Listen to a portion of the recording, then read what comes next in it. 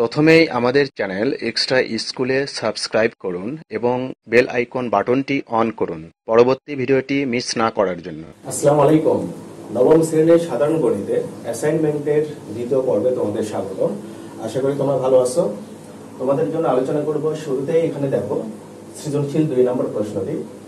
তোমরা এখানে দেখতে পাচ্ছ যে এখানে অনিয়মিত আকৃতির একটা বহুভুজের চিত্র তোমরা দেখতে পাচ্ছ। তো এই চিত্রে আমরা একটু খেয়াল রাখবো, সেটা হলো দেখো আমরা দেখতে পাই যে এবি এর দৈর্ঘ্য আমাদের 15 সেন্টিমিটার, আর সিডি এর দৈর্ঘ্য আমাদের 7 সেন্টিমিটার, ডি হলো আমাদের 5 সেন্টিমিটার, আর এজি হলো আমাদের 12 সেন্টিমিটার। এখানে আমরা দেখতে পাই একটা বৃত্তও দেখতে পাচ্ছি। তো সেক্ষেত্রে আমরা পথে দেখতে পাই যে বিসি এর দৈর্ঘ্য বের করতে হবে।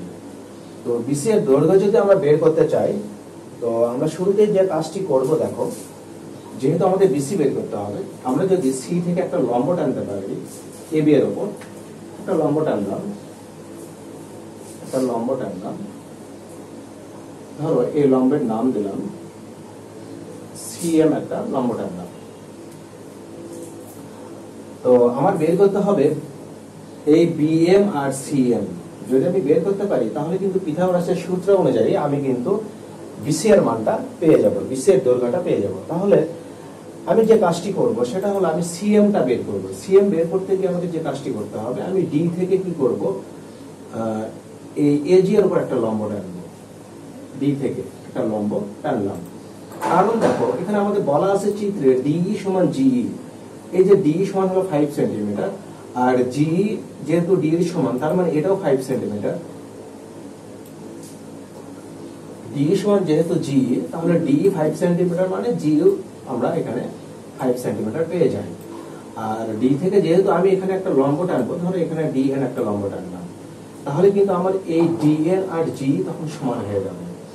আর চিত্রে তোমাদের এটাও সমকোণ, এটাও সমকোণ দেওয়া আছে। তো সেক্ষেত্রে এটাও সমকোণ, তার মানে এটা কিন্তু আমরা এই যে ডিইজিএন আমরা কিন্তু একটা বর্গ পেয়ে যাই। এই বর্গে দেখো প্রত্যেকটি বাহুর দৈর্ঘ্য সমান হবে, তার মানে এটাও তখন 5 সেন্টিমিটার। তার মানে আমাদের এই যে জিএন এটাও তখন 5 সেন্টিমিটার। তো আমরা কিন্তু দেখো এই বর্গের প্রত্যেকটি বাহুর দৈর্ঘ্য 5 সেন্টিমিটার পেয়ে গেলাম।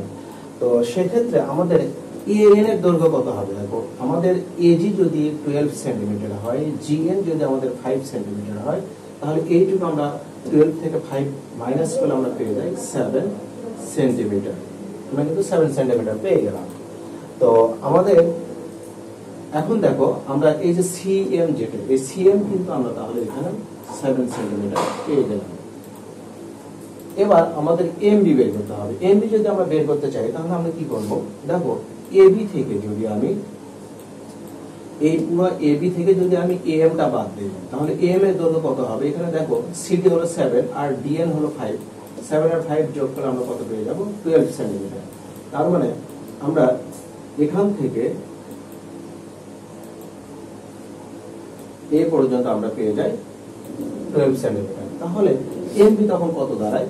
15 থেকে তুমি 12 বাদ দাও, তাহলে এখানে তুমি পাবে 3 সেন্টিমিটার।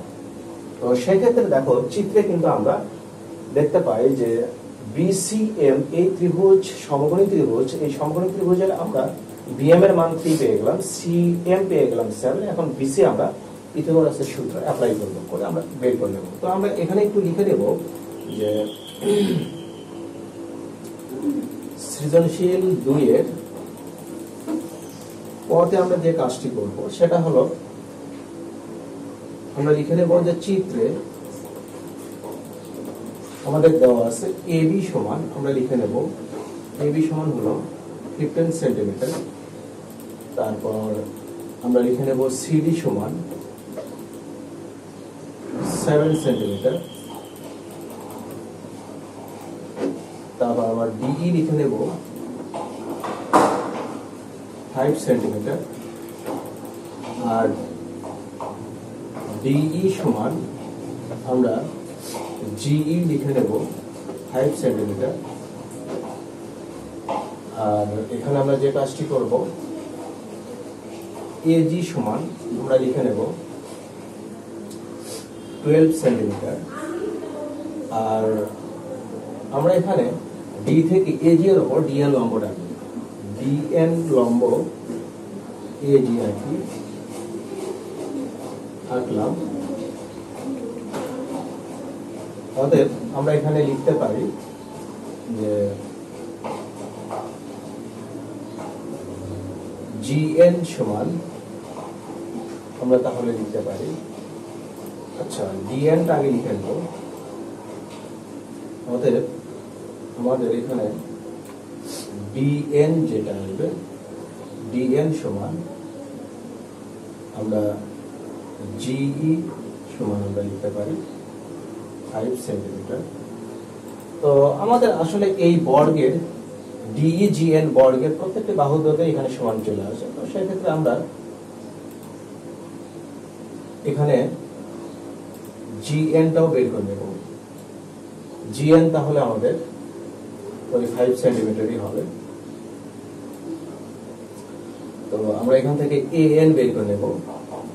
AN তাহলে আমাদের কত আসবে, 12 থেকে আমরা 5 সেন্টিমিটার বাদ দেব, তাহলে এখানে আমরা 7 সেন্টিমিটার পেয়ে যাই। আচ্ছা, তো আমরা এখানে AN পেয়ে গেলাম। তো সেক্ষেত্রে আমরা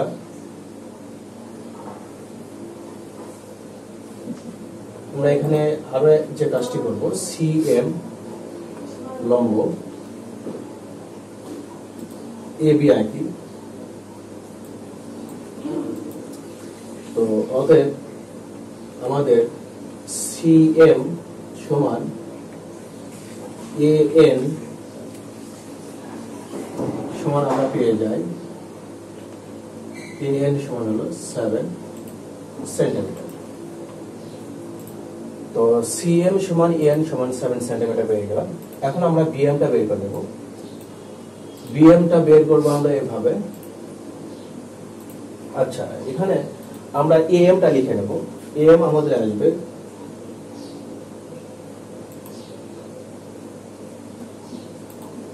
AM সমান আমরা লিখব 5 প্লাস 7 সমান 12 সেন্টিমিটার। তো সেক্ষেত্রে আমরা BM লিখতে পারি 15 থেকে 12 বাদ দেব আমরা, তাহলে আমরা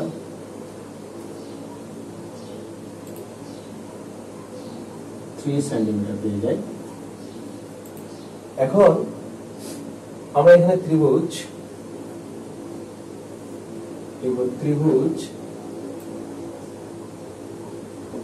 BCMA পিথাগোরাসের সূত্র অনুযায়ী আমরা লিখব BC square equal to CM square plus BN square. তো আমরা দেখো এখানে মানগুলো যেহেতু আমরা বের করে রাখলাম, এখন আমরা এখানে মানগুলো বসাবো। তো সেক্ষেত্রে আমরা এখানে পেয়ে যাই 49, এখানে 9, এখানে তাহলে 58। আমাদের যেহেতু BC বের করতে হবে, আমরা রুট করে দেব 58। তো এটাকে যদি তোমরা রুট করো তাহলে 7.616 এখন সেন্টিমিটার পেয়ে যাবে। এটাই হলো তোমাদের পয়ের অ্যান্সার। আসলে এই মানগুলো তোমাদের একটু বের করে নিতে হবে, বের করে নিলেই তোমরা এখানে BC এর দৈর্ঘ্যটা পেয়ে যাবে। আশা করি তোমরা বুঝতে পারলে কিভাবে তোমাদের ধারাবাহিকভাবে মানগুলো চলে আসবে। তো যাই হোক, এর পরের অংশে চলে যাব। এখানে খতে তোমরা দেখতে পাচ্ছ যে এখানে EFG অর্ধবৃত্তের পরিধি কত সেটা বের করতে হবে। তো EFG এই পুরো বৃত্তের আমরা অর্ধবৃত্তের পরিধি বের করব। খতে আমরা দেখতে পাই যে অর্ধবৃত্ত আমাদের EFG, এই বৃত্তের অর্ধবৃত্ত যদি আমরা বের করতে চাই তাহলে আমাদের যে কাজটি করতে হবে, আমরা জানি যে বৃত্তের পরিধি হবে 2πr। তো এখানে অর্ধবৃত্ত মানে কি, 2πr কে আমরা 2 দিয়ে ভাগ দেব। তো সেক্ষেত্রে দেখো এর জন্য আমরা যে কাজটি করব, আমরা লিখব বৃত্তের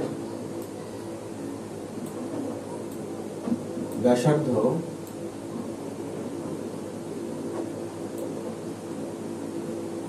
আর সমান, আমাদের যেহেতু এখানে ব্যাস হলো 5 সেন্টিমিটার, তো আমরা এখানে ব্যাসার্ধ পেয়ে যাই 2.5 সেন্টিমিটার।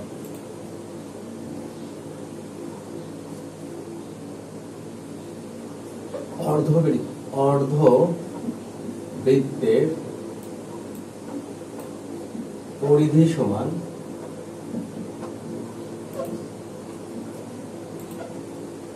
2πr। এটা হলো আমাদের বৃত্তের পরিধির সূত্র। অর্ধবৃত্ত মানে 2 দিয়ে ভাগ দেবো আমরা, তাহলে এখানে আমরা পেয়ে যাই πr। পাইয়ের মান হলো 3.1416, আর এর মান আমরা বের করে রাখলাম 2.5 সেন্টিমিটার। আমরা এখানে তাহলে গুণ করলে পাবো 7.854 সেন্টিমিটার। এটা হলো আমাদের অর্ধবৃত্তের পরিধি। আচ্ছা,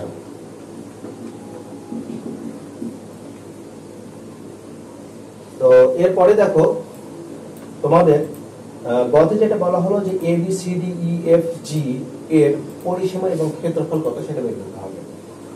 তো A B C D E F G, এই যে আমরা যে বহুভুজটি দেখতে পাই অনিয়মিত আকৃতির, এই বহুভুজের পরিসীমা এবং ক্ষেত্রফল বের করতে হবে। তো আমরা শুরুতে যে কাজটি করব কয়ের জন্য, পরিসীমা বের করতে গিয়ে আমাদের A B, BC, CD, DE R E F G এই অর্ধবৃত্তের এইটুকু আমাদের পরিধি লাগবে, আর এখানে এজি সবগুলো আমরা যোগ করব। তো সেক্ষেত্রে আমরা এখানে একটু লিখব ক হতে প্রাপ্ত। আচ্ছা, আমরা এখানে বিসিটা বের করে রাখলাম কত, 7.616 সেন্টিমিটার।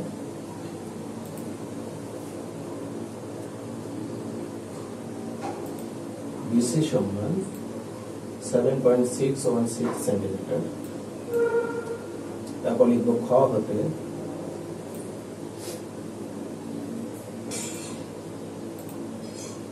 ই এফ জি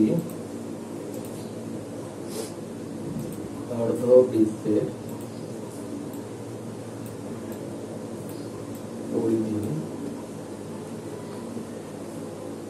আমরা বের করা একদম কত, 7.854 সেন্টিমিটার। আর আমাদের এবি সমান 15 সেন্টিমিটার, 15 সেন্টিমিটার। সিডি সমান 7 সেন্টিমিটার। তারপর আমাদের ডিই সমান 5 সেন্টিমিটার। তারপর এজি সমান 12 সেন্টিমিটার। এরপর আমরা পরিসীমাটা বের করবো। তো সেক্ষেত্রে আমাদের A B C D E F G এর পরিসীমা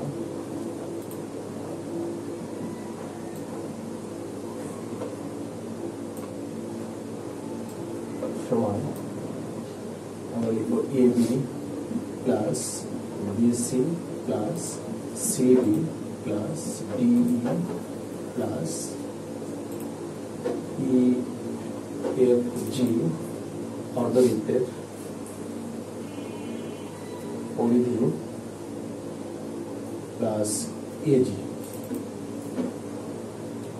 সেক্ষেত্রে আমরা এখানে এবি এর মান তো আমরা জানি, মানগুলো বসাবো। বিসি হলো আমাদের 7.616 প্লাস সিডি হলো আমাদের 7 প্লাস ডি হলো 5 প্লাস এটা হলো আমাদের 7.854 প্লাস ইজি হলো 2। তো সেক্ষেত্রে আমরা এখানে যোগ করলে আমরা পাবো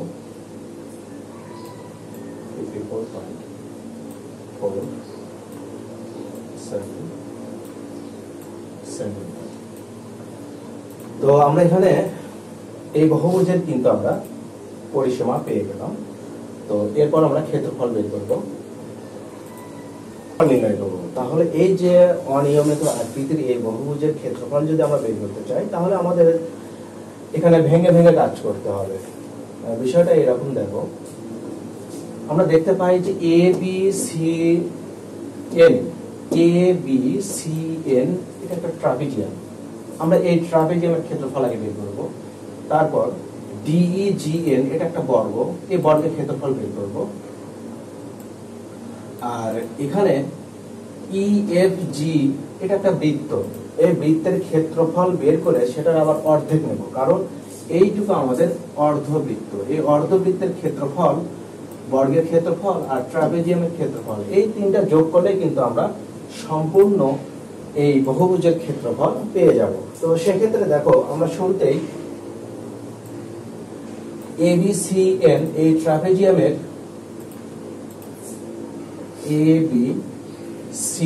ABCN ট্রাপিজিয়ামের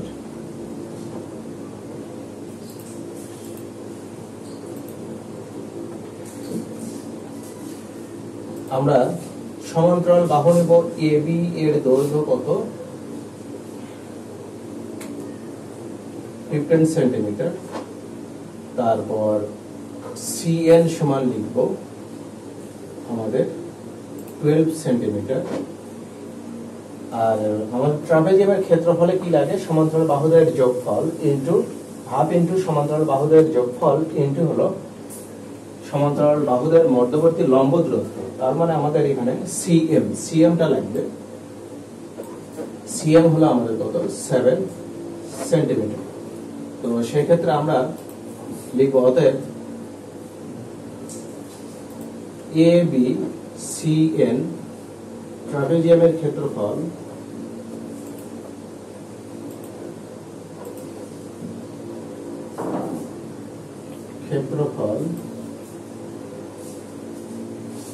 সমান আমরা লিখব হাফ ইনটু সমান্তরাল বাহুদ্বয়ের যোগফল। তার মানে আমাদের AB প্লাস CN ইনটু মধ্যবর্তী লম্ব দূরত্ব CM। তো সেই ক্ষেত্রে এখানে হাফ ইনটু AB হলো আমাদের 15, CN হলো আমাদের 12, আর CN হলো 12, CM হলো আমাদের 7। এখানে আমরা ট্রাপিজিয়ামের ক্ষেত্রফল হিসাব নিকাশ করলে আমরা পেয়ে যাব 94.5 সেন্টিমিটার স্কয়ার। এরপর আমরা কি করব? বর্গের ক্ষেত্রফলটা বের করে নেব। তো DEGN বর্গের বাহুর দৈর্ঘ্য আমাদের 5 সেন্টিমিটার।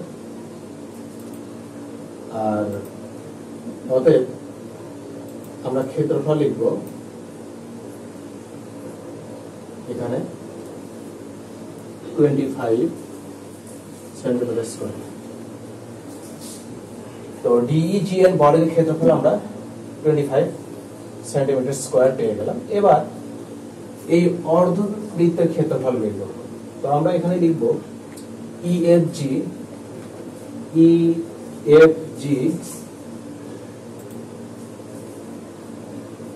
অর্ধবৃত্তের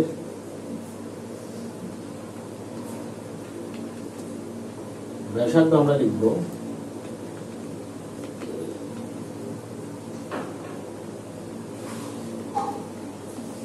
R সমান 2.5 সেন্টিমিটার। অতএব EFG অর্ধবৃত্তের ক্ষেত্রফল আমরা জানি যে পাই আর স্কয়ার হলো বৃত্তের ক্ষেত্রফল, সেটাকে আমরা কি করব? 2 দিয়ে ভাগ দেব। তো সেই ক্ষেত্রে আমরা এখানে লিখতে পারি 3.1416 ইনটু ব্যাসার্ধ 2.5, এটা স্কয়ার করব, করে আমরা 2 দিয়ে ভাগ দেব।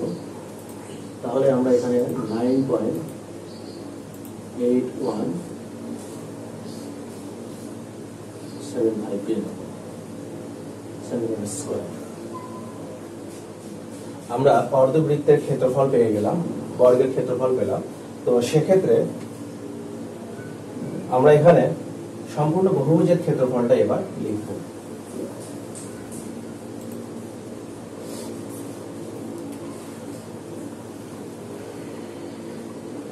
অতএব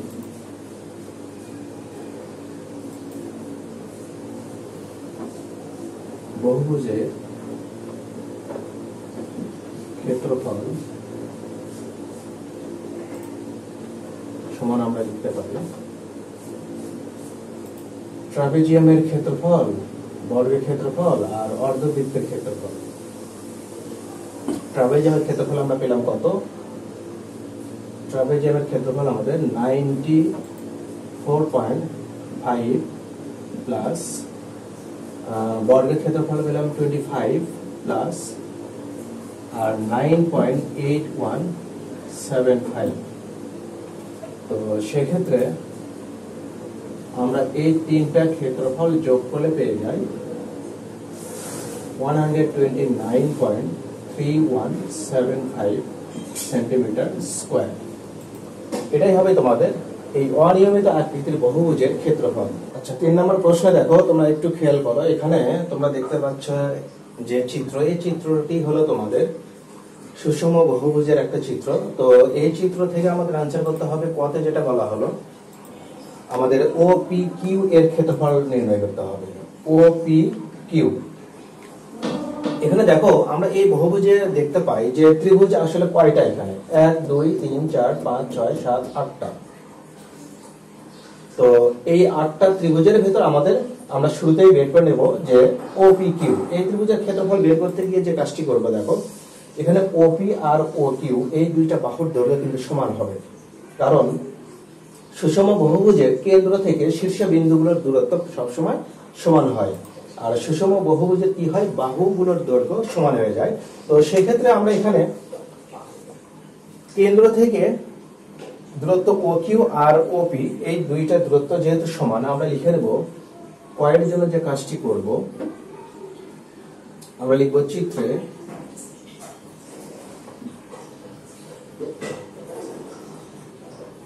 ত্রিভুজ OPQ এর আমরা লিখব যে OP সমান OQ সমান লিখব হলো 4 সেন্টিমিটার। আর এখানে আমরা কোণ বের করে নেব, কোণ POQ সমান আমরা লিখব, কেন্দ্র হবে 360 ডিগ্রি, 360 কে আমরা ভাগ দেব কত দিয়ে, যেহেতু এখানে দেখো আমরা দেখতে পাই যে বাহুর দৈর্ঘ্য এখানে কয়টা, 8টা, এই কারণে আমরা এখানে 8 দিয়ে ভাগ দেব। তো সেক্ষেত্রে আমরা এখানে পেয়ে যাই 4 36 4 5 20 45 ডিগ্রি। তো আমরা তাহলে কিন্তু ত্রিভুজ OPQ এর ক্ষেত্রফল বের করতে পারি। ক্ষেত্রফল সমান আমরা লিখব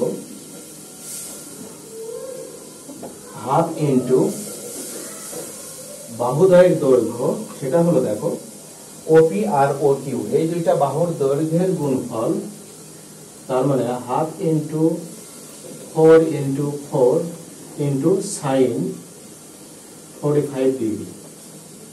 তোমাদের বলি, দেখো কোন একটা ত্রিভুজের দুইটা বাহুর দৈর্ঘ্য যদি দেওয়া থাকে এবং ওই দুইটা বাহুর অন্তর্ভুক্ত কোণ যদি দেওয়া থাকে, তাহলে তোমাদের এই সূত্র অ্যাপ্লাই করতে হবে।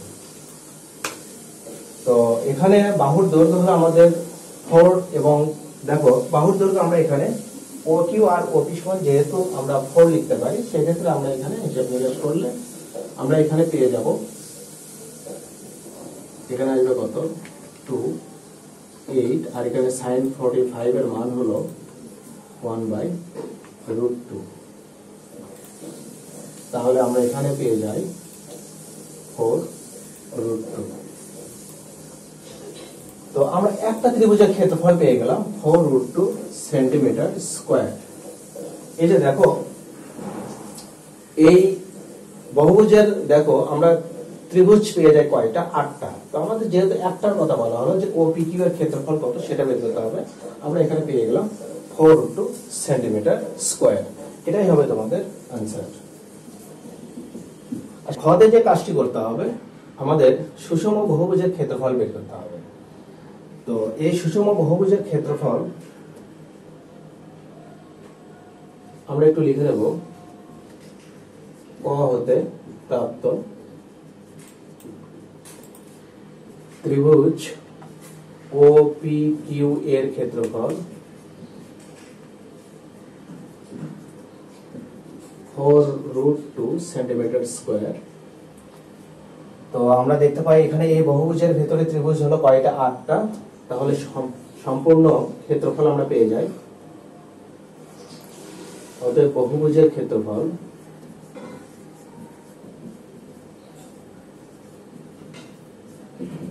তাহলে 8 × 4√2 তাহলে 32√2 সেন্টিমিটার স্কয়ার।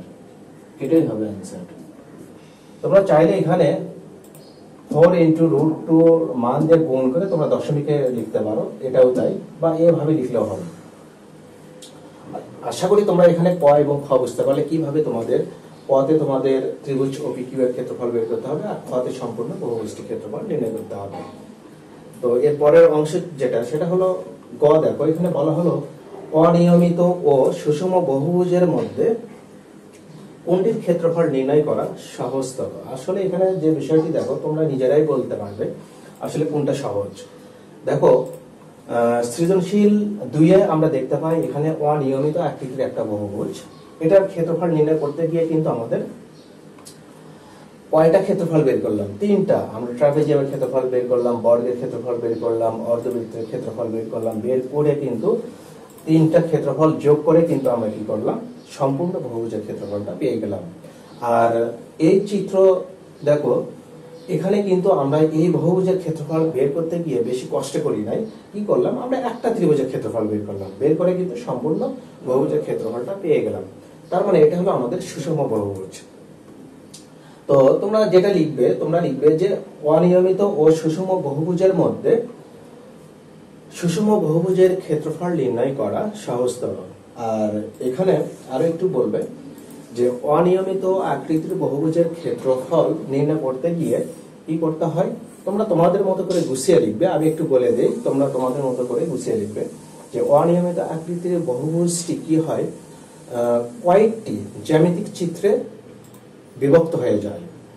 তো এই জ্যামিতিক চিত্রগুলো এক একটা জ্যামিতিক চিত্রের ক্ষেত্রফল নির্ণয় করে সবগুলো জ্যামিতিক চিত্রের ক্ষেত্রফল যোগ করলেই সম্পূর্ণ বহুভুজের ক্ষেত্রফল পাওয়া যায়। যেখানে সুষম বহুভুজের ক্ষেত্রফল নির্ণয় করতে গিয়ে একটা ত্রিভুজের ক্ষেত্রফল বা একটা অংশের ক্ষেত্রফল একটা সূত্র দিয়ে বের করে সম্পূর্ণ বহুভুজের ক্ষেত্রফল নির্ণয় করা যায়। তো এটাই তোমরা তোমাদের মতো করে একটু গুছিয়ে লিখবে। তো আশা করি তোমরা বুঝতে পারলে যে তোমাদের এখানে 2 এবং 3 এই দুইটা সৃজনশীল প্রশ্ন কিভাবে সমাধান করতে হবে। তো আজকের আলোচনা এ পর্যন্তই। সবাই ভালো থেকো। আল্লাহ হাফেজ।